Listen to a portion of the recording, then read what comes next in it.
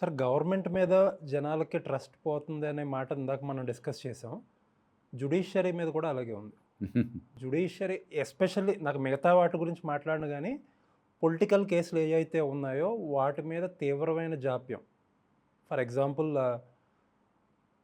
ఇప్పుడు జగన్ గారి కేసెస్ ఉన్నాయి. 15 సంవత్సరాలు అవుతుంది. ఇప్పటికి ఇంకా ట్రయల్ స్టార్ట్ అవ్వల.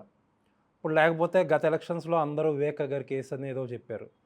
ఆ కేసులో సీబీఐ అసలు ఎవరు హత్య చేయించారు, మోటివ్ అని తెలియకుండానే అయిపోయింది, మొత్తం ఎంక్వైరీ అయిపోయింది. ఇందులో మేము ఇన్వెస్టిగేషన్ చేయడానికి ఏమీ లేదు అంట.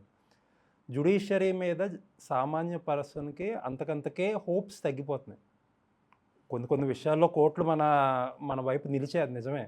కాకపోతే ఇలాంటి ఇంపార్టెంట్ ఇష్యూస్‌లో జనాలకి నమ్మకం పోతుంది. దీని గురించి ఏం చెప్తారు? 3 అంశాలు క్లుప్తంగా. మొట్టమొదటిది, ఇది కేవలం కొన్ని రాజకీయ కేసుల్లోనే ఆలస్యం జరగట్లా. అన్ని మన చోట్ల జ్యుడిషియరీ, సోషలిస్ట్ జ్యుడిషియరీ అన్ని రంగాల్లో ఆలస్యం జరుగుతుంది. ముందు అది గుర్తించాలి. అంటే వ్యవస్థీకృత లోపం ఉండదు. రెండోది, ఒకప్పుడు స్వతంత్రం వచ్చిన కొత్తలో స్వతంత్ర పోరాటంలో త్యాగధనులు పోరాడారు కాబట్టి అన్ని రాష్ట్రాల్లో కూడా అద్భుతమైన నాయకులు వచ్చారు, త్యాగాలు చేసిన వాళ్ళు. అందులో మహాత్మా గాంధీ ఒక నైతికమైనటువంటి అనితర సాధ్యమైన నాయకత్వాన్ని ఇవ్వబట్టి ఆ రోజు వాళ్ళ ప్రవర్తన అంతా త్యాగాలు చేయటము, దేశం కోసం అన్ని కోల్పోవటం, అది ఉన్నారు. ఒక తరం కాలం పాటు రాజకీయంలో ఉన్న వాళ్ళని విపరీతంగా జనం నమ్మారు. అవును, రాజకీయంలో ఉన్నవాళ్ళు తప్పు చేయరు అని చెప్పిన నమ్మకం ఉండింది.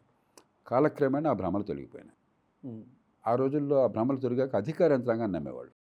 అసెంబ్లీలో ఏమైనా డిస్కషన్ జరిగితే, ఏమైనా సంక్షోభం వస్తే ముఖ్యమంత్రి గారు ఏం చెప్పక్కర్లా, ఐఏఎస్ ఆఫీసర్తో ఎంక్వైరీ చేస్తానంటే అందరూ సద్దుమడిపోయేది. కాలక్రమేణా ఆ భ్రమలు కూడా పోయినాయి. ఇక న్యాయమూర్తులు కోర్టులకు వెళ్తే అవుతుంది, కోర్టులు దానికి వచ్చారు. కాలక్రమేణా ఆ భ్రమలు కూడా తొలగిపోతున్నాయి. రేపు పొద్దున ఆర్మీ జనరల్ దగ్గరికి పోతామా మనం, లేకపోతే పాకిస్తాన్ వాళ్ళ దగ్గరికి పోతామా? ఇది మూడో మాట. నిజమే, ఖచ్చితంగా మన వ్యవస్థలు చాలా వరకు వైభవాన్ని కోల్పోయినాయి, ప్రజల విశ్వాసాన్ని కోల్పోయినాయి. అవినీతి తాండవమాడుతోంది, అసమర్థత రాజ్యమేలుతోంది, అవ్యవస్థ పెరుగుతోంది. ఈ మూడు విపరీతంగా ఉన్నాయి. దాని నుంచి పరిష్కారాలు ఏమిటి ఆలోచించకుండా కోపావేశాలతో వీళ్ళందరినీ మనం రాజకీయం అధ్వానం కాదు, రాజకీయం చంపేసామంటే ఎలక్ట్ అయిన తర్వాత ఎన్నికైన వాడు నువ్వు ముఖ్యమంత్రిగా అంగీకరించవా, ప్రధానమంత్రిగా అంగీకరించవా? మరి ఏంటి అంటే ఈ దేశంలో ఒక ప్రైమ్ మినిస్టర్ని ట్రెండ్ కూడా చేస్తున్నారు అంటే సైనిక తిరుగుబాటు రావాలన్నా? మీకు ఇష్టం లేకపోవచ్చు వాళ్ళు చెప్పింది, వాళ్ళ విధానాలు నచ్చకపోవచ్చు, వాళ్ళకి వ్యతిరేకంగా ఓటేసి ఉండొచ్చు, కానీ ఎన్నికైన వాళ్ళు మనందరికీ ప్రతినిధిగా ఎన్నికైనారు. ఎమ్మెల్యే కావచ్చు, ఎంపీ కావచ్చు, మంత్రి కావచ్చు, ముఖ్యమంత్రి కావచ్చు, ప్రధానమంత్రి కావచ్చు. మన ప్రధానమంత్రి, మన ముఖ్యమంత్రి రేవంత్ రెడ్డి గారు తెలంగాణలో కూర్చున్న మనందరికీ ముఖ్యమంత్రి. ఎవరికి ఇష్టం ఉందా లేకపోయినా దట్స్ ఆల్. అలా కాకపోతే అది నక్సలిజం అవుతుంది, అరాచకత్వం అవుతుంది. అటు రాజకీయంలో కావచ్చు, పరిపాలనా యంత్రాంగంలో జిల్లా కలెక్టర్ పనిచేయట్లేదు కాబట్టి కలెక్టర్గా గుర్తించవా? వాడు కలెక్టర్, అంతే. వాడితే ఎలా పనిచేద్దాం ఆలోచిద్దాం, ఆ పొరపాట్లు సవరించి ఏర్పాటు చేద్దాం. కానీ వాడు కలెక్టర్ కాదని చెప్పంటే నక్సలిజం, అది అరాచకత్వం అవుతుంది. అట్లాగే న్యాయ వ్యవస్థ, సుప్రీంకోర్టు పూర్తిగా పట్టించుకున్న తర్వాత, అన్ని క్షుణ్ణంగా పరిశీలించిన తర్వాత, తీర్పు ఇచ్చిన తర్వాత, ఏదో మతలబు ఉంది, ఏదో ఎస్ఐఆర్ అన్యాయం జరుగుతుంది, సుప్రీంకోర్టు ఎన్నోసార్లు పరిశీలించి పైగా పర్యవేక్షించింది. లేకపోతే ఇందాక మీరు ఈవీఎంలు అన్నారు, సుప్రీంకోర్టు ఎన్నోసార్లు పర్యవేక్షించింది, పరిశీలించి తీర్పులు ఇచ్చింది. నాకు లెక్క చేయను, అందరు దొంగలే.